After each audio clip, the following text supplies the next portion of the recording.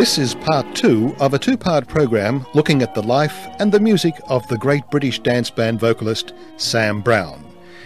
In part 1 we concluded with Sam's biggest hit, Heartbreaker, which he recorded with Primo Scala in 1948. The B-side was More Than Ever Before, and strangely enough it was with quite a different kind of band, the Swinging Squadronaires, directed by Jimmy Miller. Probably the only record he ever made with them.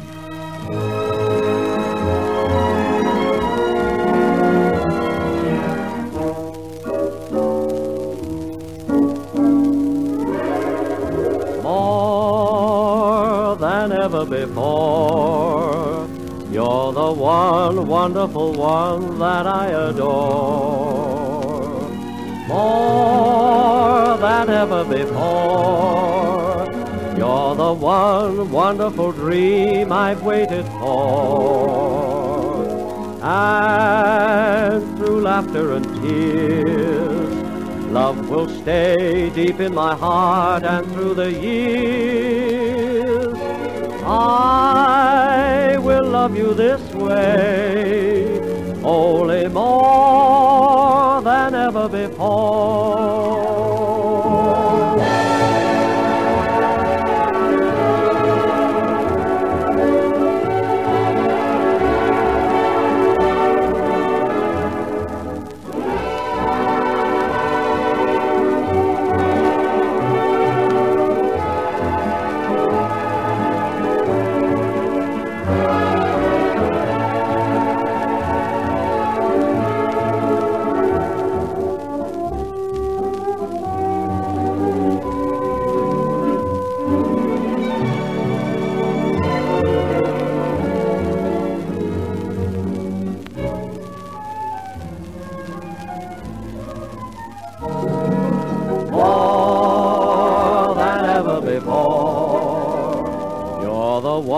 Wonderful one that I adore. More than ever before, you're the one wonderful dream I've waited for. And through laughter and tears, love will stay deep in my heart, and through the years, dream I've been waiting for, I will love you this way, only more than ever before, only more than ever before.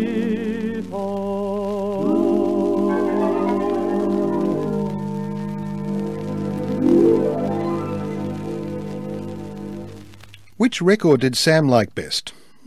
He told a friend it was Thoughtless, which was coupled with The Old Postman on Decca F8856, billed as Sam Browne with Bert Thompson and his orchestra. This record was commissioned by top US composer-arranger Toots Camerata and recorded in the UK for the American market, where it proved to be a bestseller, but it didn't register in Britain. There was some confusion at the time because there were two songs of the same title, and at first they recorded the wrong one and had to start all over again with the right one.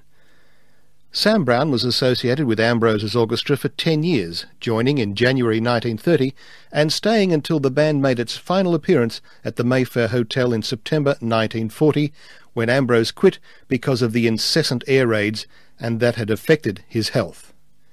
During this time, Sam was featured by Ambrose at the Mayfair and at the Embassy Club, and went on variety tours with the full band, the octet, and with his opposite singer Elsie Carlisle, doing a popular double act accompanied by two pianists.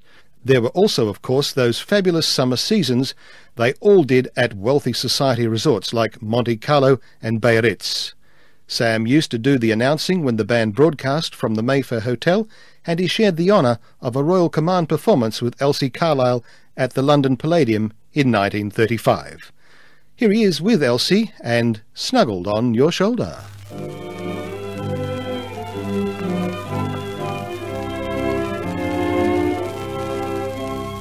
Oh, what a night for dancing, a night like this, you know, was made for love romancing. The moon is all it spells temptation to me.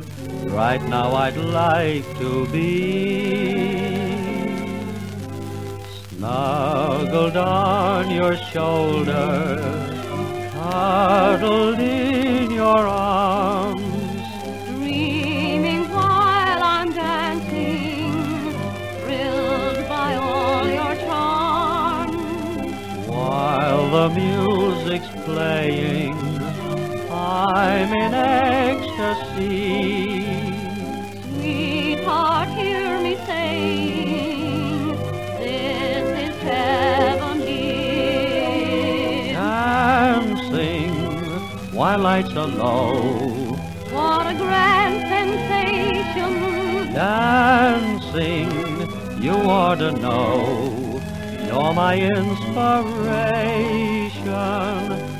Let me dance forever, dream about your charms, Snuggled on your shoulder, cuddled in your arms, snuggled on your shoulder, cuddled in your arms, dreaming while I'm dancing, thrilled by all your charms. While the music's playing, I'm in ecstasy. Sweetheart, hear me saying, this is heavenly. dancing, you ought to know, what a grand sensation. Dancing while lights are low, you're my inspiration. Let me dance forever, dream about your charms, snuggled on your shoulder, cuddled in your arms. During the 1939-45 war, he was associated with Bibi Daniels and Ben Lyon in the cheery radio series Hi Gang, and continued to freelance on records and on the air with dozens of bands and tour with Ambrose in various acts, such as Evelyn Dahl, Max Bacon and Gloria Brent. He appeared to enjoy continued success after the war, touring and recording with his own backing choirs like the Sam Browne Singers, and running his school for vocalists in the West End of London. But details of his activities are scarce, and it looks as if his career ended in the mid-1950s when, according to his brother Morris, he realised that he was on the wane. His final stage show was done at a little theatre in Watford, Herefordshire, just singing solo with the pit orchestra, which brought down the curtain on 30 years of acclaim as a top-line vocalist, constantly in demand. Sam was a well-paid artist who sometimes earned as much as £800 to £1,000 a week at a time when such a salary constituted a small fortune. But he went through it as fast as he got it, chiefly due to his inveterate gambling on dogs and horses. His first wife, Terry, who died in 1931, was a forceful influence on him, giving him inspiration and guidance, and driving him on, so her untimely death at an early age came as a shattering blow. His second wife was her niece, Olga, who married him in the mid-1930s and left him around 1954. Sam sings with Ambrose, "Have a Little Faith in Me."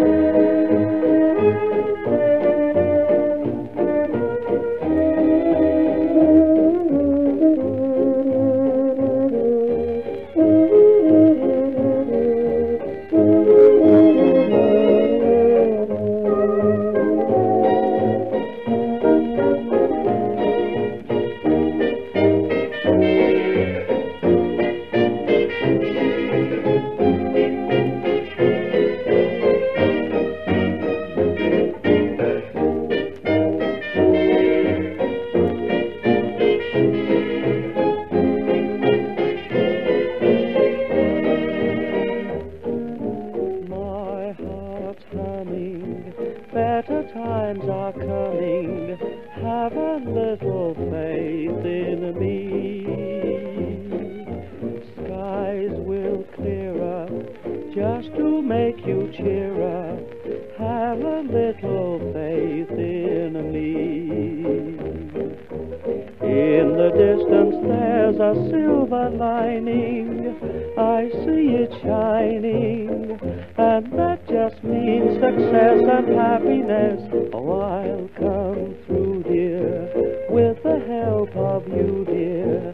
Have a little faith in me.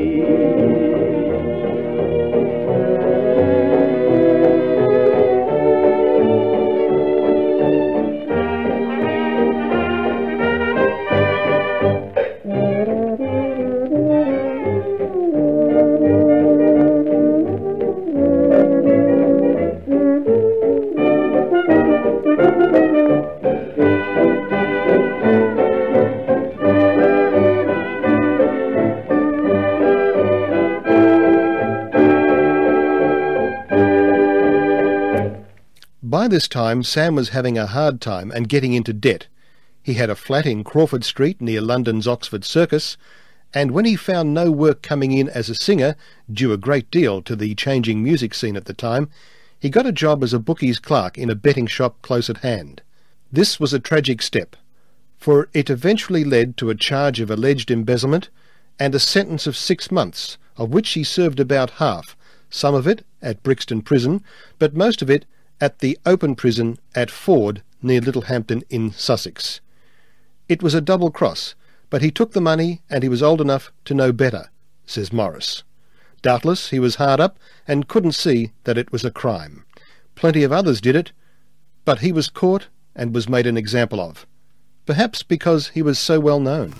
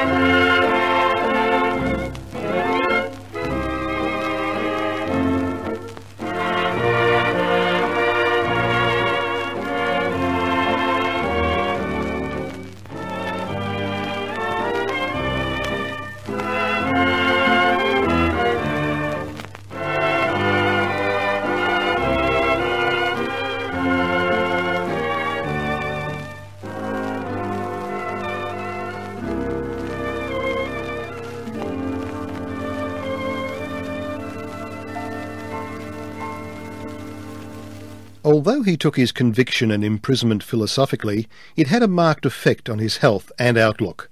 Morris feels that it made him a changed man and precipitated his final illness. When he became seriously ill in the little room he rented in Denver Road, close to Alexandra Palace, he was lovingly cared for by his kindly landlady, who used to get him his meals and clean up for him. Finally, he was taken to the Whittington Hospital in Highgate, where he died of cancer on March 2nd, 1972. He was buried in the Jewish cemetery at Rainham in Essex, where a simple grave, which does not record his exploits as an entertainer, marks his final resting place. He often used to visit his brother Morris and his sister-in-law Phoebe at their home in New Southgate to chat about old times and old friends of them both, for Morris worked at Sid Seeger's barbershop in Archer Street for over 6 years and got to know all the musicians who congregated there. When married to Terry, Sam started his family life in a flat in Cavendish Road, Brondesbury, but at the height of his career he had a luxurious apartment in Grove Court, St John's Wood, and when war broke out he rented a house at Taplow, Buckinghamshire.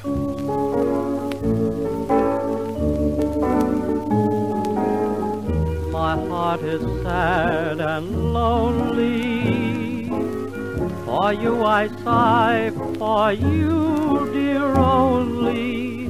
I tell you, I mean it, I'm all for you, body and soul. I spend my days in longing and wondering why it's me you're wronging. I tell you, I mean it, I'm all for you, body and soul. I can't believe it, it's hard to conceive it, that you turn away romance. Are you pretending? Don't say it's the ending. I wish I could have one more chance to prove, dear, my life a hell you're making. You know I'm yours for just the taking. I gladly surrender myself to you, body and soul.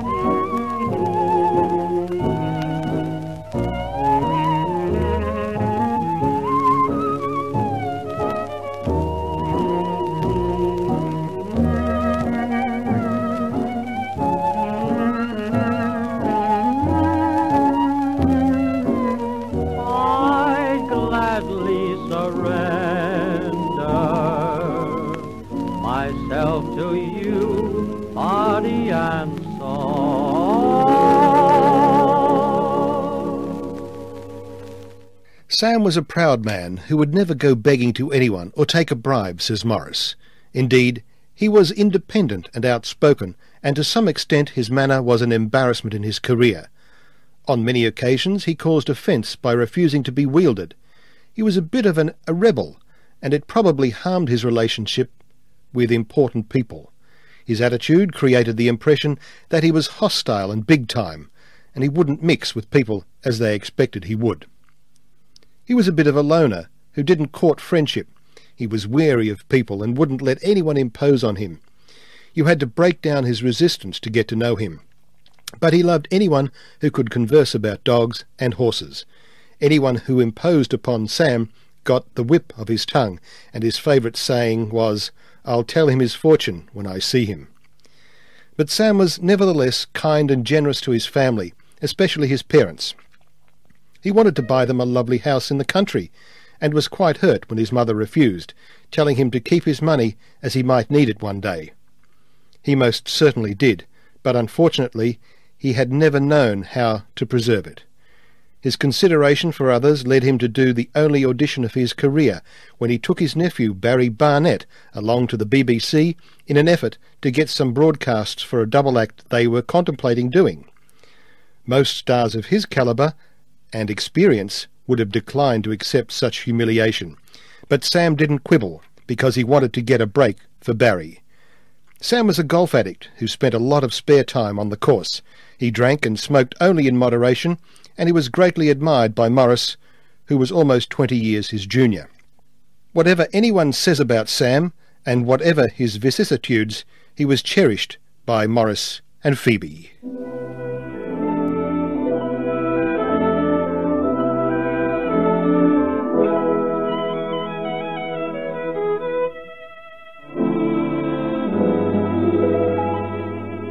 Life is nothing without music. Music helps the world along. While the orchestra is playing, my heart is singing a song of love. Let's forget about those gray days. We'll be happy while we dance. Tunes we love will make us realize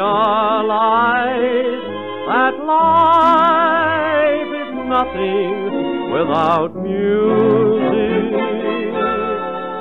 Where there's music, we'll find romance.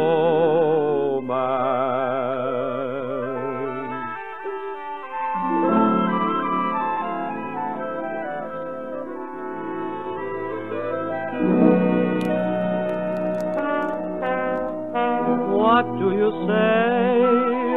Life is dull and gray, because the sun's not always shining. It isn't so, if you only know where to look to find the silver lining. Life is nothing without music.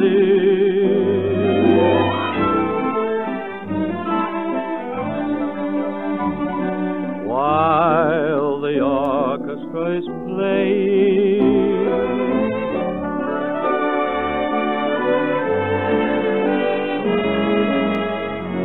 let's forget about those gray days. The life and music of Sam Browne was researched, produced and narrated by Alex Hare. Tunes we love will make us realize that life is nothing without music. Well, there